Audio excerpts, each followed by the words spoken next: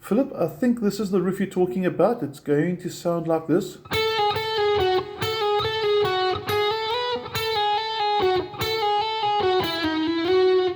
Okay, now let's break that down.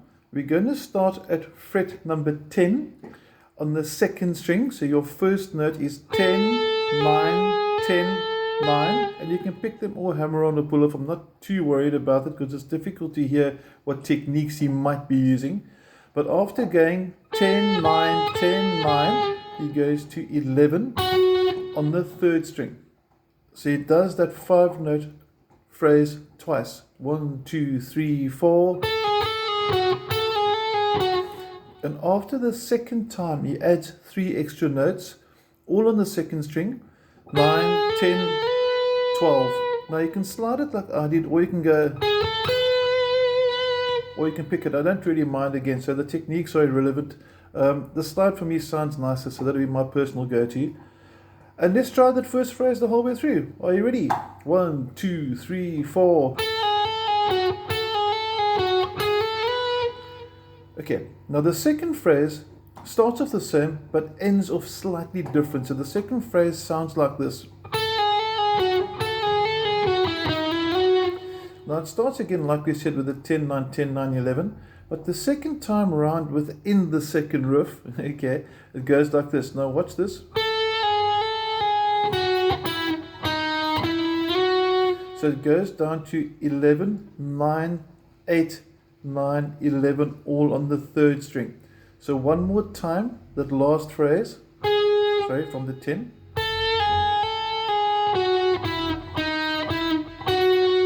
And you can do a slide as well. Or a double slide. Okay, it's really your own interpretation. Now, where this riff comes from is from the Aholian or the natural minor scale. It comes from the scale here.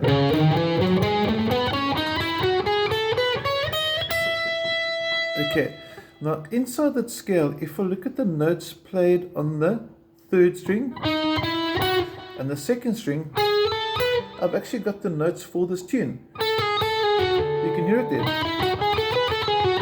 You can actually hear the notes inside the scale. So it's interesting and always a very important study to realize where did the guitarist possibly get his notes from. Because if I can recognize a scale, I can actually build my own little phrases into it. So at the end of the day, if I'm busy improvising and I think this is a cool riff,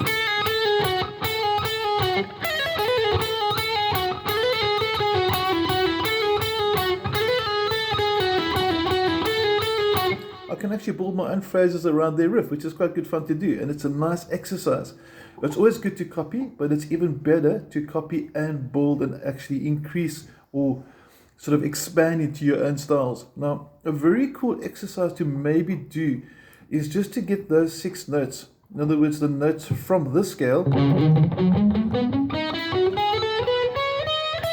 We're taking the 6 notes on the third and second string. So we're going to start at 8, 10, 11, 9, 10, 12. And we're going to play those 6 notes simply up and down. So we're going to start slow motion.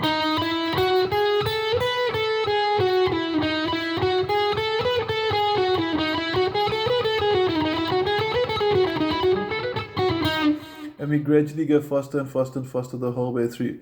Now, also recognizing the scale, if I know what scale I'm using, like the natural minor that I said, I also know what key I'm in. So for example, this is the C sharp minor scale, which means I'm actually in the key of E major or C sharp minor. It depends if it's relative for that. I haven't actually analyzed the chords yet, but in essence, the key of E and the key of C sharp minor actually are the same. Okay, in other words, they contain the same notes. So the purpose of knowing is it actually really E or really C sharp minor just tells us more the tonality. In other words, is he opening up with a dominant C sharp minor chord, or is he opening up with some more of a prominent E major chord? But in essence, they're still the same. It's sort of like 6 and half a dozen. There's just different terminologies, but it gives you better clues as to how the song starts. Does it open with a major happy feel or a minor darker sort of arguably sad sort of feel? Okay. And one more time just to finish off the phrase you can play along with. 1, 2, 3, 4.